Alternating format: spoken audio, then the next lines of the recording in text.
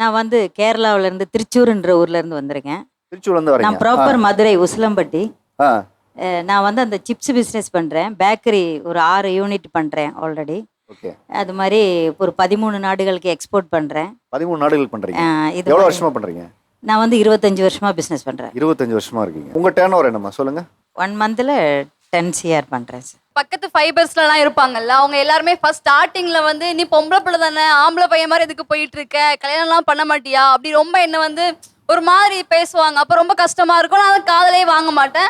அப்பாவும் அதை வந்து இப்படிலாம் பேசுறாங்க அப்படி எதுவுமே இது பண்ண மாட்டாங்க. விடு பார்த்துக்கலாம் அப்படின்னு சொல்லிட்டு. சார் இப்போ அவங்களோட முயற்சியாக தான் சென்னையிலே ஒரு லேண்ட் வாங்கினோம் சார். வீடு சொந்தமாக ஊரில் கட்டினோம். என்னோட மாத சம்பளத்தில் அவ்வளோ பண்ண முடியாது. ஒரு லேண்ட் வாங்கினது, சொந்தமாக வீடு கட்டினது, முழு முயற்சி சப்போர்ட்டு நான் இருக்கேன், உங்களுக்கு நான் ஏர்ன் பண்ணி தரேன் அப்படின்னு சொல்லி சொன்னாங்க சார். இப்பயும் ஒரு ஃபேக்ட்ரி செட்டப்புக்கு ரெடி பண்ணிக்கிருக்கோம். அதுவும் நீங்கள் ஒன்றும் கவலைப்படாதீங்க, நீங்கள் எனக்கு சப்போர்ட் மட்டும் பண்ணுங்கள், நான் உங்களுக்கு எல்லாமே பண்ணி தரேன், உங்களுக்கு ஏர்ன் பண்ணணும் தானே, எவ்வளோ சம்பாதிக்கணும் நான் சம்பாரிச்சு தரேன் அப்படின்னு ஒரு முழு சப்போர்ட்டை அவங்க முழு நம்பிக்கை அவங்க எனக்கு கொடுத்துருக்காங்க. கிரைமி பப்பட் வழங்கும் வா தமிழா வா. தொழில் முன்னேறும் பெண்கள் வெஸ் அவர்களுடைய குடும்பத்தினர்.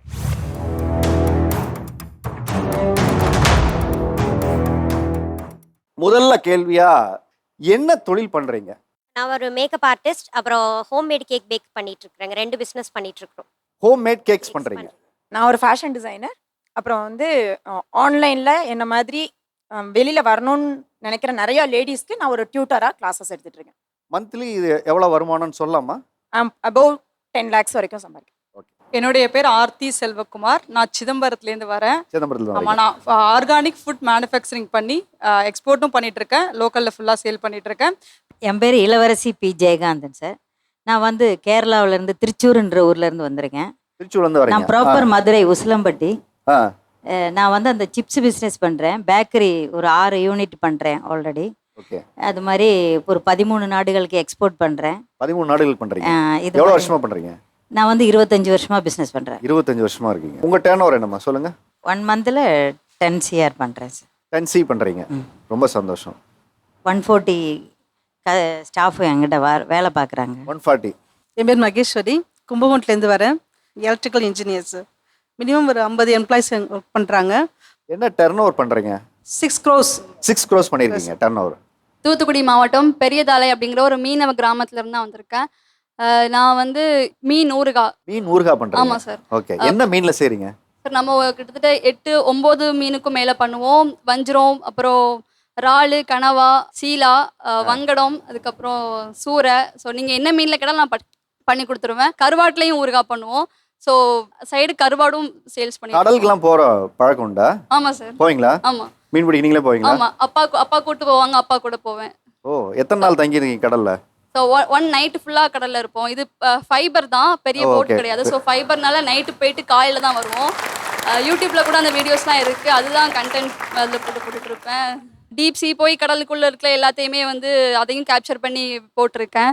தெரிஞ்சு உங்களோட நான் ஒரு நாள் வரணும்னு நினைக்கிறேன். கண்டிப்பா சார், கடல்ல எனக்கு கண்டிப்பா புது வாங்க. அனுபவம். நானும் போகலாம், ரொம்ப நாளா ஆசைப்பட்டுட்டு இருக்கேன். கண்டிப்பாக வாங்க சார், எங்கள் போட்லேயே கூட்டு போயிடலாம். உங்க பாமா போட் ரெடியா இருக்குல்ல? கண்டிப்பாக ரெடி பண்ணி வைங்க, சீக்கிரம் வந்துடுறேன் ஒரு நாள். கண்டிப்பாக சார்.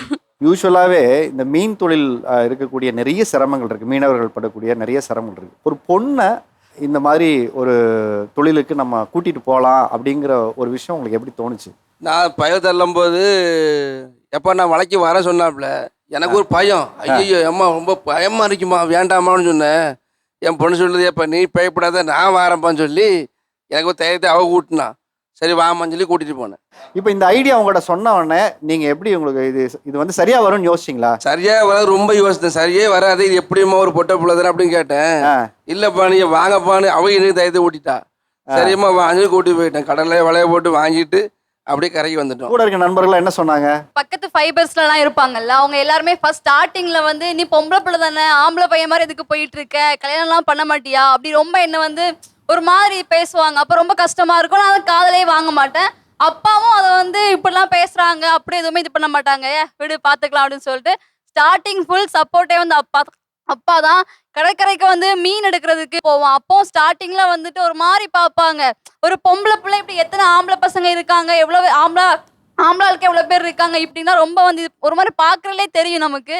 ஆனால் இப்போ நான் வந்து ஒரு சேனல் ஸ்டார்ட் பண்ணி 1 lakh சப்ஸ்கிரைபர் இல்லை நிறைய பேருக்கு என்ன தெரிஞ்சு இது பண்ணதுக்கப்புறம் இப்போ போகும்போது தான் வா சுபி நல்லா இருக்கியா, மீனவ பொண்ணு சுபின்னு சொல்லி கடற்கரை எல்லாரும் நான் நடந்து வந்துட்டு இருப்பேன் ரோட்ல, ஃபைபர் வந்து கத்துவாங்க மீனவ பொண்ணு சுபி வந்துட்டா அப்படின்னு சொல்லிட்டு. ஸோ அந்த அளவுக்கு இப்போ சப்போர்ட் இருக்குது. ஃபுல் காரணமே வந்து அப்பா தான். எவ்வளவு ஆக்சுவலா டர்ன் ஓவர் பண்றீங்க? சார் நான் மந்த்லி ஒரு 2 lakhs அந்த மாதிரி நானே வந்து ஓனாக பண்ணுறனால ஃபஸ்ட்டு ஸ்லோவாக இருந்துச்சு. அதுக்கப்புறம் போக போக நானே பிக்கப் பண்ணி நான் தான் பிக்கிள் பண்ணுவேன். ஸோ அது கைப்பக்குவம் எல்லாம் பழகி இப்போது எல்லாம் செட்டாக போயிட்டுருக்கு. ரொம்ப சந்தோஷமா.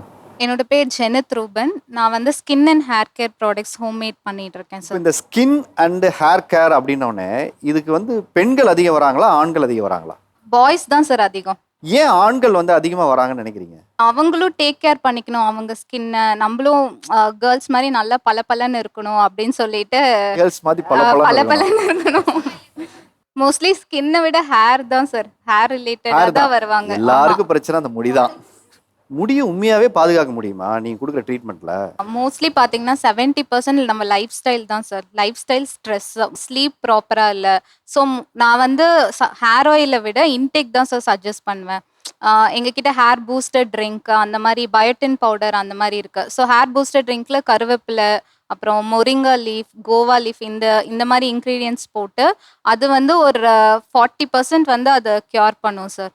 என்னதான் நம்ம வெளியில அப்ளை பண்ணாலும் அது வந்து டு பி ஃப்ரேங்க் 20% to 30% தான் சார். நம்ம 70% life style, stress, 7 to 8 hours தூங்கணும், அதுதான் sir. Life style matters a lot sir, even for skin and hair ரெண்டுமே. அதை நான் ஃப்ராங்காக சொல்லிடுவேன் சார். உங்க ஹஸ்பண்ட் யாரு? ஆமா, இங்க வந்து உதடு அசைஞ்சு சத்த வருது, இங்க வந்து ஆத்மா அப்படி வேலை செய்யுது உள்ள. அப்படி பேசு, அப்படி இப்படி இப்படி இப்படி அப்படின்னு ஒன்று சொல்றீங்களா? அது என்ன எனக்கு புரியல. கண்டென்ட் சொல்ல வந்ததை முழுசா சொல்றாங்களா, அவங்க கன்வே பண்றதை எல்லாத்தையும் சொல்றாங்களா அப்படின்னு ஒரு எக்ஸ்பிரஷன் அவங்கள்ட்ட இருக்கு. ஸோ இருக்கிறத ஃபுல்லா எல்லாத்தையும் சொல்லணும்ல. நான் வந்து தாய்ப்பால்லையும் பிளட்லையும் நகை செய்கிறேன் சார். தாய்ப்பால்லையும் பிளட்லையும் ஜுவல் செய்றீங்களா? ஆமாம் சார். ஆமாம், கேள்விப்பட்டதே இல்லைங்க, பயங்கர ஆச்சரியமா இருக்கு. என்னென்ன பண்றீங்க? தாய்ப்பால் ஃபர்ஸ்ட் வாங்கிட்டு அதை ப்ரிசர்வ் பண்ணிட்டு அதுலேயும் ஜுவல் செய்யலாம். அப்படி இல்லைன்னா gold, silver, rose gold, platinum அப்படின்னு ரேஞ்சு அவங்கவுங்க எப்படி மாடல் செலக்ட் பண்ணி வச்சுக்கோங்களோ அதுக்கேற்ற மாதிரி ரேஞ்சு மாறிக்கிட்டே போகுது சார், அவங்கவுங்க இஷ்டப்படி. அப்புறம் வந்து தொப்புள் கொடி, கண் இமையிலேருந்து உழுவுற முடி, குழந்தையோட ஃபர்ஸ்ட் முடி. கண் இமை வச்சு என்ன செய்றீங்க அந்த முடியை வச்சு? நார்மலாக ஃபூட்டில் ஒரு பெண்டன் செஞ்சு அதுக்குள்ளே அந்த முடியை வைக்கலாம் சார். அது மாதிரி அம்மா அப்பா குழந்தை இருக்க மாதிரி ஒரு பெண்டன் செஞ்சு அதுக்குள்ளேயும் வைக்கலாம். தாயத்து மாதிரி பண்ணிடுவீங்க? தாயத்து மாதிரியும் பண்ணலாம் சார். பிளட்ல என்ன பண்றீங்க? பிளட்டும் அதே மாதிரி தான், அதையும் ப்ரிசர்வ் பண்ணிட்டு அதையும் அதே மாதிரி கோல்டு, சில்வர்னு எல்லா பேட்டர்ன்லையும் கேட்குறாங்க சார். இல்லை, முதல்ல இந்த ஐடியா எப்படி வந்துச்சு? நான் வந்துட்டு கல்யாணம் ஆனதுக்கு அப்புறம் எங்கள் வீட்டுக்காரவங்க சிங்கப்பூர்ல இருந்தாங்க, அதனால அங்கே போயிட்டோம் சார். அப்போ ஒரு சைனீஸ் மேம் வந்துட்டு ஒரு பேர்ல் மாதிரி ஒரு இது போட்டிருந்தாங்க, ஒரு டாலர் போட்டிருந்தாங்க. அப்போ கேட்டேன் இது என்னன்னு. அப்போ அவங்க சொன்னாங்க தாய்ப்பால் அப்படின்னு சொன்னாங்க. அப்போ அவங்க தான் எப்படி பண்ணுறது அப்படின்னு சொல்லி கொடுத்தாங்க சார். இப்போ தாய்ப்பாலில் ஒரு தாயத்து செய்யணும்னா எவ்வளோ ஆகும்? நார்மலாக செய்யணும்னா 500லேயே செஞ்சிடலாம் சார். கோல்டுனா கிராமுக்கு ஏற்ற மாதிரி ரேட்டு. இப்போ யார் அதிகமாக அதை செய்யணும்னு விரும்பி வராங்க? ஆண்களா பெண்களா? ஃபேமிலியா? அம்மா அது மாதிரி லவ் பண்ணுற பசங்களாம் பிளட்ல செய்யணும்னு வருதுங்க. லவ் பண்ணுற பசங்க? லவ் பண்ணுற பசங்க ரத்தத்தை கொடுத்து காதலை காப்பாற்றுறாங்க பசங்க. அம்மாக்கெல்லாம் ரொம்ப விருப்பமாக இருக்காங்க. அது மாதிரி ஒரு ஆர்டர் ஃபஸ்ட்டு பிளட் ஆர்டர் எப்படி வந்துச்சுன்னா, ஒரு ஹஸ்பண்ட் அண்ட் ஒய்ஃப் பிரிஞ்சுட்டாங்களாம் சார். அது வந்து ஃபேமிலியோட வற்புறுத்தல்னால தான் பிரிஞ்சுட்டாங்களாம். அவங்க ஒய்ஃபுக்கு பர்த்டே, அதனால நான் செஞ்சு கொடுக்கணும், அவங்களுக்கு செய்ய முடியுமான்னு அவங்க தான் ஃபஸ்ட்டு கேட்டாங்க. ஒரு மோதிரம் செஞ்சாங்க சார், திண்டுக்கல். அதை போய் ரிசீவ் பண்ணிட்டாங்களான்னு கூட நான் தான் அவங்களுக்கு ஃபோன் பண்ணி அவங்க ஹஸ்பண்டுக்கு சொன்னேன். அவங்க 2 பேரும் பேசிப்பாங்களாம், ஆனால் அவங்க வீட்டில் யாருக்கும் தெரியாதானே, டைவர்ஸ் ஆயிடுச்சு, ஒரு குழந்தை இருக்கு. பெரிய உறவு பாலமாக இருந்திருக்கு மோதிரம் வந்து இல்லை. அதுக்கப்புறம் வந்துட்டு ஒருத்தவங்க பிளட்டு கொடுத்து அந்த பையன் வந்து லவ் பண்ணுதான், அதனால கையிலேருந்து ரத்தத்தை எடுத்து அப்படியே ஃபோட்டோ எடுத்து அனுப்பி அந்த ஃபோட்டோவையும் வச்சு அப்படியே பெண்டன் செஞ்சு கொடுத்தோம் சார். அவன் எடுத்த ரத்தத்தையும் ஃபோட்டோவையும் உள்ள அப்படியே வச்சு. ரத்தம் வந்து வேற யார் ரத்தம் என்னோடதுன்னு? ப்ராடக்ட்ஸ்ன்னு என்கிட்ட தனியாக எதுவும் கிடையாது. ஏன்னா இவங்க எல்லாருமே என்னோட products.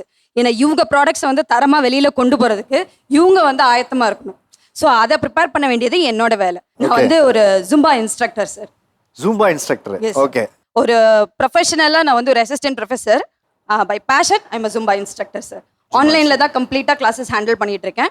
Completely for women handle பண்ணிட்டு இருக்கேன். In and out India more then 300 students வந்து நான் ஆன்லைனில் ஹேண்டில் பண்ணிட்டு இருக்கேன். இல்லை இப்போ இந்த ஜூம்பா நீங்கள் எடுத்தீங்க இல்லையா, ஃபேமிலி இந்த ப்ரொஃபஷன் எடுத்துக்கும் போது எப்படி பார்த்துக்கிட்டாங்க? என்ன எல்லாருக்கும் போய் ஆடி ஆடி சொல்லி கொடுத்துருக்கா, அப்படி ஏதாவது என்கிட்ட விமர்சனம் கேட்ட கேள்வியே வந்து ஃபர்ஸ்ட் என்ன அப்படின்னா, ஒரு உடம்ப காமிச்சு நீ வந்து காசு சம்பாதிப்பியா அப்படின்னு என்னோட ரிலேட்டிவ்ல ஒருத்தவங்க கேட்டாங்க. அப்பதான் நான் சொன்னேன், உங்க கண்ணுக்கு அது உடம்ப காமிக்கிற மாதிரி இருக்கு, ஆனா என் கண்ணில் நான் வந்து ஒரு சிற்பியா பார்க்குறேன், செதுக்குறேன். அவங்கள வந்து நான் செதுக்கி ஒரு நல்ல சிலையா வெளியில கொண்டு வரணும் அப்படின்னு ஆசைப்படுறேன். ஸோ அதை நீங்கள் அந்த டைமில் எதிர்கொண்ட விதம் என்ன? இப்போ இன்னைக்கு ஒரு மெச்சூரிட்டி இருக்கு, அந்த நான் சொல்கிறேன். அந்த சமயத்துல அதை நான் விட்டுட்டேன். என்ன இப்படி ஒரு கேள்வி நம்மள சார்ந்து வந்துச்சு, விட்டுருவோம் இத, ஒருவேளை இது தப்பான ஒரு இதுவா இருக்குமோ அப்படின்னு நான் நினைச்சேன். ஒரு டவுட் அன்னைக்கு உங்களுக்கு குழப்பிட்டு? அன்னைக்கு எனக்கு ஒரு குழப்பம் இருந்துச்சு. ஆனா என் வீட்டுக்காரர் வந்து சொன்னார், நீ எடுத்து செய், நான் உனக்கு சப்போர்ட் பண்றேன் அப்படின்னாரு. அதை முன்னில எடுத்து வச்சேன். ஒரு ட்ராக்ஸ் போடுறதுலேருந்து டிஷர்ட் போட்ட முடிக்க ஒரு மாதிரி நமக்கு வந்து ஒரு மாதிரி அசிங்கமா இருந்துச்சு. கல்யாணம் ஆன பிறகு ஒரு மாதிரி ஃபேட்டா இருக்கும்போது நமக்கு ஒரு மாதிரி அசிங்கமா இருந்துச்சு. என்னடா எப்படா நம்ம போய் இப்படி பண்றது, சரி வெளியில பார்த்தா அசிங்கமா இருக்குமே, எல்லாரும் சொல்ற மாதிரி தான் இது இருக்குமோ அப்படின்ற மாதிரி தோணுச்சு. எடுத்து செஞ்சு பார்ப்போம், அது வந்து எப்படி தப்பா முடியுதா தப்பா முடியலையான்றதை அதுக்கப்புறம் டிசைட் பண்ணுவோம். எடுக்கிறதுக்கு முன்னாடியே நம்ம டிசிஷன் எடுத்து அதை க்ளோஸ் பண்ணிடக்கூடாது, ரிஸ்க் எடுக்கணும். இல்லை அப்படின்னா நம்ம சான்ஸை வந்து லூஸ் பண்ணிடுவோம் அப்படின்ற ஒரு ஐடியாவோட நான் இதை ஆரம்பித்தேன். ஒரே ஒரு ஸ்டூடெண்ட்டோட ஆரம்பித்தேன். இன்னைக்கு நான் வந்து ஒரு 300 ஸ்டூடெண்ட்ஸ்க்கு வந்து ஒரு ட்ரெயினராக இருக்கிறேன். சூப்பர். என்னோட நேம் டில்லி ராணி, நான் சென்னையிலேருந்து வரேன். வந்து டிரான்ஸ்போர்ட் அண்ட் லாஜிஸ்டிக்ஸ் பிஸ்னஸ் பண்ணிட்டு இருக்கோம். Transport and logistics all over India பண்ணிட்டு இருக்கோம். இப்போ டிரைவர்லேருந்து லோட்மேன்லேருந்து எல்லாரும் ஆண்கள் வேலை செய்வாங்க. அங்கே போய் ஒரு பொண்ணை எப்படி லாஜிஸ்டிக்ஸ்குள்ள அட்மினிஸ்ட்ரேட் பண்ணுங்கிறதுனால எல்லாருமே ஒரு வித்தியாசமாக தான் பார்ப்பாங்க. போகும்போதே இவ்வளோ தைரியமாக இங்கே வந்து உட்காந்துருக்காங்களே அப்படின்ற மாதிரி தான் பார்ப்பாங்க. பட் ஹஸ்பண்ட் சப்போர்ட் இருந்ததால அதெல்லாம் ஒன்றும் பெருசாக தெரியல. இது வரைக்கும் எந்த இஷ்யூஸும் வந்ததில்லை. அவங்க கூட இருக்கிறதால ப்ராப்ளமாக எதுவும் எங்களுக்கு வந்ததில்லை. ஒரு பெண் வந்து நமக்கு சொல்றாங்க, இதெல்லாம் நம்ம கேட்டுக்கணுங்கிற நிறைய பேர் மூஞ்சி சுழிச்சிட்டு போறவங்களும் இருந்திருக்காங்க, கோச்சிட்டு போறவங்களும் இருந்திருக்காங்களா? அதான் அதனால பசங்களே நிறைய வேலையை விட்டு போனவங்களும் இருந்திருக்காங்க. அதனால இவங்க கீழெல்லாம் நான் வேலை பார்க்க முடியாது. ஒரு லேடிஸு, அதுவும் என்னோட ஏஜ்ல கொஞ்சம் பெரியவங்களா தான் இருப்பாங்க வேற லாஜிஸ்டிக்ஸ் டிரான்ஸ்போர்ட் வரதால. அதனால இவங்க சொல்றதெல்லாம் நம்ம கேட்கணுமா அப்படின்னு வேலையை விட்டு போனவங்களும் இருக்காங்க. ஓகேம்மா. மதுரையிலேருந்து வந்துகிட்டு இருக்கேன். நான் வந்து கூந்தல் தைலம் பண்றீங்க, ரயில் எல்லாமே போட்டு கொடுத்துக்கிட்டு இருக்கேன். எனக்கு 7000 கஸ்டமர் இருக்காங்க. 7000 கஸ்டமர் இருக்காங்க. இது போக எல்லாமே கிளாஸ் எடுக்கிறேன், தையல் கிளாஸ் எடுக்கிறேன், ஆரி ஒர்க் எடுக்கிறேன், ஸ்கிரீன் பெயிண்டிங் முடிச்சிருக்கேன், எலக்ட்ரானிக் முடிச்சிருக்கேன். எல்லாமே எல்லாம் பிள்ளைகளுக்கு பூரா ஏழை பிள்ளைகளுக்கு பூரா சொல்லி கொடுத்துருக்கேன். நான் பூரா தமிழ்நாடு பாலிடெக்னிக்ல தான் படித்தேன். ஃப்ரீயாக தான் எனக்கு சொல்லி கொடுத்தாங்க. அது மாதிரி மகளிர் சுய உதவி குழுவிலேருந்து எனக்கு பணம் கொடுத்தாங்க.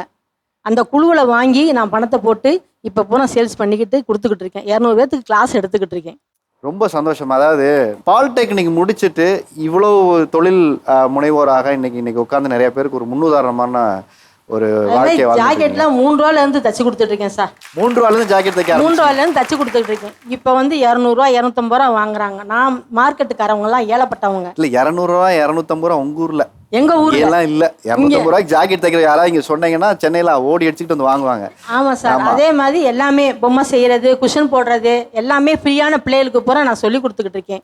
வந்து வீட்லயும் கிளாஸ் எடுத்து சொல்லி கொடுத்துக்கிட்டு இருக்கேன். இப்போ எனக்கு தெரிஞ்சதை நான் சொல்லி கொடுத்துக்கிட்டு இருப்பேன். உங்களுக்கு தெரிஞ்சதை அடுத்த தலைமுறை கடத்துறீங்க. ஆமா. இப்போ எலக்ட்ரானிக்ஸ் பேஸ்டு கம்பெனி கோயம்புத்தூர்ல ரெசிடென்ட் பிளஸ் ஆஃபீஸ் மெத்தட்ல ரன் பண்ணிட்டு இருக்கேன் சார். மெயினாக இன்ஜினியரிங் காலேஜ் ஸ்டூடெண்ட்ஸ் அங்கே நிறைய அதிகம் சார். கோயம்புத்தூரில் இன்ஜினியரிங் அதிகம், எம்எஸ்எம்இ பேஸ்டு மேனுஃபேக்சரிங் கம்பெனிஸும் அதிகம். இப்போ இன்ஜினியரிங் ஸ்டூடெண்ட்ஸ் ப்ராஜெக்ட்ஸ் பண்ணுறாங்கன்னா நெக்ஸ்ட் டே ரிவ்யூனா அன்னைக்கு லேட் ஈவினிங் தான் கன்ஃபார்மே பண்ணுவாங்க மோஸ்ட்லி. அவங்களுக்கான மெட்டீரியல்ஸ் வந்து 24/7 ரெசிடென்ட் ப்ளஸ் ஆஃபீஸில் ரன் பண்ணிட்டு இருக்கோம். ஈவன் மிட் நைட்டில் வந்து வாங்குவாங்க. ஈவன் பாலக்காடுலேருந்து நைட் 2 மணிக்கெலாம் வந்து வாங்கிட்டு போவாங்க. இன்ஜினியரிங் காலேஜ் ப்ராஜெக்ட்லாம் உங்களை நம்பி தான் அங்கிட்டு போயிட்டு இருக்கு போல இருக்கீங்க. இன்னைக்கு வந்து ஒரு சக்ஸஸ்ஃபுல் உமன் ஆண்டர்பிரனராக இந்த சைடில் உட்காந்துருக்கீங்க. நீங்கள்லாம் இவ்வளோ தூரம் வளர்றதுக்கு காரணம் அவங்க தான் இந்த பக்கம் வந்து உட்காந்துருக்குறாங்க. அவங்கக்கிட்ட இப்போ என்ன கேள்வி கேட்பேன்னா, முதல்ல தொழில் ஆரம்பிக்கணும், இல்லை இப்படி ஒரு டாபிக்கு வந்த உடனே வீட்டில் அடிவகுத்தில் ஒரு பயம் வரும் பாருங்க. எல்லா ஆண்களுக்கும் குடும்பத்தில் மாமியாராக இருக்கும், அம்மாவாக இருக்கும், நம்ம போட்டு திடீர்னு இப்படி ஒரு ஐடியா கொண்டாந்து சொல்லுது அப்படின்னோடனே ஒரு அல்லு விட்டுருச்சுன்னு சொல்லுவோம்ல, ஒரு பயம். எப்போ சும்மா இருந்தால் நீ பாட்டுக்கு இதை வந்து சொல்லிக்கிட்டு இருக்க அப்படின்னு சொன்ன விஷயம் என்ன? திடீர்னு இந்த மாதிரி நான் பண்ணணும், எனக்கு கொஞ்சம் இவ்வளோ இன்வெஸ்ட்மெண்ட் பண்ணணும் அப்படின்னாங்க. அப்போ வந்து இந்த ஸ்கின் கேர் ப்ராடக்ட்ஸ் பெரிய லெவலில் இல்லை, ஒரு 5 lakhs அந்த மாதிரி இருக்கும். ஒரு மிஷின் வாங்கணும், இல்லை இந்த மாதிரி ஒரு எம்ப்ளாயி பண்ணணும், இல்லை தனியாக வீடு பார்த்து அதில் வைக்கணும் அப்படின்னாங்க. அவங்க எடுக்கிற ஸ்டெப் எல்லாமே பெரிய பெரிய ஸ்டெப்பாக இருக்கும். என்னடா நம்ம இப்படி பண்ணியிருக்கோம், திடீர்னு இப்படி சொல்கிறாங்களே அப்படின்னு ஒரு பெரிய ஸ்டெப்பு. நம்ம ரெகுலராக ஜாப் போகிறோம், ஏர்ன் பண்ணுறோம், அந்த மாதிரி இருக்கும். திடீர்னு ஒரு ரிஸ்க் எடுக்கிறப்ப அந்த ரிஸ்க் வந்து நமக்கு கொஞ்சம் பயமாக இருக்கும். இதில் சக்ஸஸ் ஆவாங்களா ஃபெயிலியர் ஆவாங்களா அது தெரியல. ஆனால் அவங்க எடுக்கிற ஸ்டெப் வந்து ஈஸியாக ரிஸ்க் எடுக்கிறாங்க. அது வந்து 5 லட்சம் ரூபாய் கேட்டது உங்களுக்கு ஒரு பயம். திடீர்னு பணம் கேட்டது பயமா, தொழில் ஆரம்பிக்குன்னு சொன்னது பயமா? உண்மையா சொல்லுங்க, என்ன பயமா சொல்லுங்க. வாயை திறந்து போய் ஒன்றும் வெளில வரமாட்டேங்குது, அப்படியே தடுமாறுது, இங்கே வரைக்கும் இருக்கு. சார் இல்லை சார், நான் வந்து என்கேஜ்மெண்ட் ஆனப்போ தான் நான் ஸ்டார்ட் பண்ணேன். அப்போவே நான் கேட்டேன் நீங்கள் வந்து சப்போர்ட் பண்ணுவீங்களான்னு சொல்லிட்டு. நான் பண்ணுறேன்னு தான் சொன்னார். ஆனால் நான் வந்து எப்பயுமே கொஞ்சம் பெருசாக யோசிச்சுட்டு இருந்தேன். பட் அவர் பார்த்தீங்கன்னா அவர் எப்பயுமே சொல்லப்போனால் அவரோட லைஃப் ஸ்டைல் அந்த மாதிரி சார். ரொம்ப கஷ்டப்பட்டு வளர்ந்த பையன். இல்ல நீங்க எவ்வளவு கஷ்டப்பட்டு அந்த பணத்தை வாங்குனீங்க? அந்த இல்ல இன்னும் நான் வாங்கல சார், நான் அந்த அமௌண்ட் வாங்கல. வந்த இதுலயே அப்படியே ரொட்டேஷன் பண்ணி அப்படியே பெருசா அவர் நம்பல. நம்பல சார், இந்த அளவுக்கு வருவேன்னு அவரை நம்பல சார். சார் இப்போ அவங்களோட முயற்சியாக தான் சென்னையிலே ஒரு லேண்ட் வாங்கினோம் சார். வீடு சொந்தமாக ஊரில் கட்டினோம். என்னோட மாத சம்பளத்தில் அவ்வளோ பண்ண முடியாது. ஒரு லேண்ட் வாங்கினது, சொந்தமாக வீடு கட்டினது, முழு முயற்சி சப்போர்ட்டு. நான் இருக்கேன் உங்களுக்கு, நான் ஏர்ன் பண்ணி தரேன் அப்படின்னு சொல்லி சொன்னாங்க சார். இப்பயும் ஒரு ஃபேக்ட்ரி செட்டப்புக்கு ரெடி பண்ணிக்கிருக்கோம். அதுவும் நீங்கள் ஒன்றும் கவலைப்படாதீங்க, நீங்கள் எனக்கு சப்போர்ட் மட்டும் பண்ணுங்கள், நான் உங்களுக்கு எல்லாமே பண்ணி தரேன். உங்களுக்கு ஏர்ன் பண்ணணும் தானே, எவ்வளோ சம்பாதிக்கணும், நான் சம்பாரிச்சு தரேன் அப்படின்னு ஒரு முழு சப்போர்ட்டாக அவங்க மீன்ஸ் முழு நம்பிக்கை அவங்க எனக்கு கொடுத்துருக்காங்க. ஸோ அதனால நானும் தைரியமாக ஓகே அப்படி. இல்லை அந்த தைரியம் எல்லா முதலீடையும் நானே பார்த்துக்கிறேன்னு சொல்றதுனால தைரியமா இருக்கீங்களா? 5 லட்சம் ரூபா கேட்ட மனைவி 50 லட்சம் கேட்டுட்டா என்ன பண்றதுன்னு தயக்கத்துல இருக்கீங்களா? சார் அதுவுமே என்கிட்ட எதுவும் இல்லை, அவங்க தான் முயற்சி. அவங்களோட பிசினஸ்ல இருந்து எடுக்கிற வருமானத்தை அவங்களே இன்வெஸ்ட்மெண்ட் பண்றாங்க. ஏங்க இன்னைக்கு 5 லட்சம் ரூபா கொடுப்பீங்களா கேட்டா கொடுப்பேன்னு சொல்றாருன்னு பாருங்க. அவங்களே சம்பாரிச்சு அவங்களே போட்டுக்கொண்டு நான் ஏதோ கேட்கறேன் சார். அப்படி இல்லை சார், அவரோட சேலரி ஃபுல்லுமே கிரெடிட் ஆன அடுத்த நிமிஷம் எனக்கு சென்ட் பண்ணிடுவாரு சார். ஃபுல்லுமே எனக்கு சென்ட் பண்ணிடுவாரு சார். ஒரு பாவப்பட்ட பையனை இவ்வளவு நேரம் நான் வச்சு செஞ்சுட்டு இருக்கேன், மொத்த காசையும் வாங்கி நீங்க வச்சுக்கிட்டு. சார் இப்பயுமே அக்கௌண்ட்ல பார்த்தா ஒரு 500 கூட இருக்காது சார். இது வாங்கணும் ஜெனி, எனக்கு ஒரு 1000 ரூபா போடு, இது வாங்கணும் ஒரு 1000 ரூபா 2000 ரூபா கொடு அப்படின்னு அவங்கள தான் சார் நான் கேட்டு வாங்குவேன். போய் சொல்ல வேண்டியதானே சார், காசை பூரா அங்க கொடுத்துறேன் சார். எல்லாமே அவங்க தான் சார், ஃபினான்ஸ் டிபார்ட்மெண்ட் எல்லாமே அவங்க தான் சார். அது வந்து எங்களுக்குள்ள ஒரு விசிபிலிட்டி, எங்களுக்குள்ள ஒரு எந்த பிரச்சனையும் இருக்காது. பொதுவாகவே ஜென்ஸ் எங்களை மாதிரி பசங்கள்ட்ட என்ன பண்ணோம், எங்கேயாவது போவோம், ஏதாவது வாங்குவோம், யாராவது ஃப்ரெண்ட்ஸ் கேட்பாங்க அப்படின்னா நம்ம ரொம்ப தாராளமா இருப்போம். இந்தரா மச்சி எடுத்துக்கடா இந்தரா அப்படின்னு கொடுத்துருவோம். ஆனா அதுக்கப்புறம் அந்த அமௌண்ட் நமக்கு வருமா வராதா அப்படின்னு தெரியாது. இப்போ அவங்கள்ட்ட இருந்துச்சுன்னா என்னோட மச்சி வீட்டில் கொஞ்சம் கேட்கணும் மச்சி, காசு என்கிட்ட எல்லாம் மச்சி, ஓப்பனாவே ஸ்டேட்மெண்ட்டை எடுத்து அனுப்பிச்சிடுறேன், எவ்வளோதான் மச்சி என்கிட்ட இருக்கு அப்படின்னு நான் சொல்லிடுறேன். வாங்கின காசெல்லாம் ஒய்ஃபுக்கு அக்கௌண்ட்டுக்கு கிரெடிட் பண்ணிட்டு பஞ்சப்பாட்டு பசங்க கேட்டா இவ்வளவுதான்டா இருக்கு, என்னடா எங்கிட்ட போய் எக்ஸ்ட்ரா ஒரு 500 போட்டாலும் திட்டுவாரு சார். ஏன் எனக்கு 500 அதிகமா போட்ட, நான் என்ன 1000 தானே கேட்டேன், எதுக்கு நீ 500 போடுற அப்படின்னு திட்டுவாரு சார் என்ன. அப்படியா? அந்த மாதிரி டைப் சார் அவரு. அவர் விவரமான ஆளு. காசை எங்க போட்டா பேங்க்ல பத்திரமா இருக்குமோ அங்க போட்டு வச்சிருது. ஏன்னா நீங்க செலவு பண்ண மாட்டேங்கன்னு தெரிஞ்சுதான் காசை உங்ககிட்ட கொடுக்குறாரு. சொல்லுங்க சார், உங்களோட பயம் என்னவா இருந்தது சார்? அவங்க முன்னெடுத்து இந்த லாஜிஸ்டிக்கை செய்ய ஆரம்பிச்சதுக்கு அப்புறம் என்ன உங்களுக்கு ஒரு பயம் இருந்தது? அவங்க வந்து சொன்ன அன்னைக்கே பயம் தான் அது எனக்கு. நான் வந்து ஒர்க் பண்ணிட்டு இருந்தேங்க லாஜிஸ்டிக்ஸில். எனக்கு வந்து 24/7 ஒர்க்கிங் லாஜிஸ்டிக்ஸில். எப்போ பார்த்தாலும் ப்ரெஷராகவே இருக்கிறாரு இவர், கத்திக்கிட்டே இருக்கிறாரு, ஃபோன் எடுத்து சத்தம் போட்டுக்கிட்டே இருக்காரு. இது ஏன் நம்மளே பண்ணிடக்கூடாது, ஏன் வேலை செஞ்சுக்கிட்டு அப்படின்னு தான் அவங்க சத்தத்தை ஆஃப் பண்ணுறதுக்கு தான் அவங்க இந்த வேலையை எடுத்தாங்களா? அப்போ ஆமாம், ஒருத்தர்கிட்ட நம்ம ஒர்க் பண்ணும்போது அவர் எல்லாருக்கும் பதில் சொல்ல வேண்டியதா இருக்கும். பட் நம்ம ஓனா இருக்கும்போது நம்ம டிசிஷன் தான் எல்லாம், எதுவா இருந்தாலும் அடுத்தவங்க கிட்ட கேட்கணுன்ற அவசியம் இல்லை. ஆனா அதோட காஸ்ட் அவங்களுக்கு தெரியல, அதோட ரிஸ்கபிள் என்னன்னு அவங்களுக்கு தெரியாது. மேலோட்டமா அவங்க நினைச்சிட்டு இருந்தாங்க டிரான்ஸ்போர்ட்டேஷனுங்கிறது ஹெவி ரிஸ்கபிள். அது ஒரே நாளில் வந்து 40 lakhs 50 lakhs லாஸ் வர்றதுக்கான வாய்ப்புலாம் ரொம்ப ஜாஸ்தி. அதே மாதிரி இன்வெஸ்ட்மெண்ட்டும் ரொம்ப ஜாஸ்தி. அதில் அவங்க வந்து கேட்டாங்க எவ்வளோ இன்வெஸ்ட்மெண்ட் உங்களுக்கு தேவைப்படுங்க. நான் இவ்வளோலாம் எங்கேருந்து ரெடி பண்ண முடியும், ஒரு 10 லட்ச ரூபா இருந்தால் போதுமா ஆரம்பிச்சிடலான்னு. ஒரு 3 நாள் கழிச்சு மெசேஜ் அனுப்புகிறாங்க, என் அக்கௌண்ட்டில் ஒரு 10 லட்ச ரூபா வந்திருக்கு, ஸ்டார்ட் பண்ணலாம் நம்ம அப்படின்னு. எப்படி ரெடி பண்ணாங்க? சேலரி பேஸ் பண்ணி லோன் வந்தது சார். 2 மினிட்ஸ்லயே கிரெடிட் ஆயிடுச்சு. கேட்கல இல்ல 10 லட்ச ரூபா வேணும்னு சொன்னீங்க. ஆமா, ரெடி பண்ணிட்டே இப்ப சொல்லு, நீங்க வேலையை விட்டுருங்க, நம்ம ஓனா ஸ்டார்ட் பண்ணிடலாம் பிசினஸ். நீங்க யார்கிட்டயும் போய் கையேந்தி வேலை பார்க்க கூடாது. நம்மளே ஓனா ஸ்டார்ட் பண்ணி நமக்கு கீழே 4 பேர் வேலை பார்க்கணும். புரட்சி பெண் மாதிரி உடனே டிசிஷன் லோனை போட்டாச்சு வாங்கியாச்சு, டிஸ்கஷனே கிடையாது. ஆமா சார். இல்ல டப்புன்னு இப்படி ஒரு டிசிஷன் எடுத்து 10 லட்சம் ரூபா லோன் வாங்கிட்டேன், உங்களுக்கு பயம் வரலையா? இல்லை அதான் நான் வந்து கடனே வாங்கக்கூடாதுன்னு சொல்கிற ஆள். ஸ்டார்டிங்லேருந்து எனக்கு கடன் கிடையாது, 1 ரூபா கூட கடன் கிடையாது. எடுத்து பண்ணி 10 லட்ச ரூபா கடன் வாங்கி வச்சு யார் அடைக்கிறது இதை? அவங்கள காப்பாத்துறதுக்காகவே நான் உழைக்க வேண்டியதா போச்சு ஜாஸ்தி. அது எது அந்த 10 லட்ச ரூபாய்? ஆமா சார் 10 lakhs இப்போ 50 lakhs வரைக்கும் வந்து நின்றுருக்கு சார். 50 lakhs லோன்ல இருக்கா? ஆமா 50 lakhs லோன்ல இருக்கு இப்போ. இல்லை இப்போவுமே இயர்லி பார்த்தீங்கன்னா நாங்கள் ஆரம்பிக்கும் போது மந்த்லி வந்து ஒரு 3 lakhs தான் எங்களோட டர்ன் ஓவர். 2018ல். இன்னைக்கு இந்த வருஷம் நாங்கள் டர்ன் ஓவர் பண்ணியிருக்கிறது வந்து 8 crores. 8 crores. ஆமாம். 10 லட்ச ரூபாயில இந்த 8 கோடி ரூபா அவங்கள முதலாளி ஆக்கிட்டாங்களாங்க. 8 கோடி ரூபாயில 50 லட்ச ரூபாய் இப்ப கடன் இருக்கு எனக்கு. டர்ன் ஓவர் தான் 8 crores. அது சார் அதுல ஓன் ஹவுஸ் இருக்கு. இப்ப அடுத்த ஆபீஸ்க்கும் லேண்ட் பாத்துட்டு இருக்கோம். சோ அதனால அத சேவிங்ஸாவும் ஒன்ஸ் பண்ணிட்டு தான் இருக்கோம். கடன்ல இருந்து அவர் எப்படி மீக்கணும்னு தான் பாத்துட்டு இருக்கோம். பிசினஸ்ல ரொட்டேட் ஆயிட்டு இருக்கறதால தெரியல பெருசா.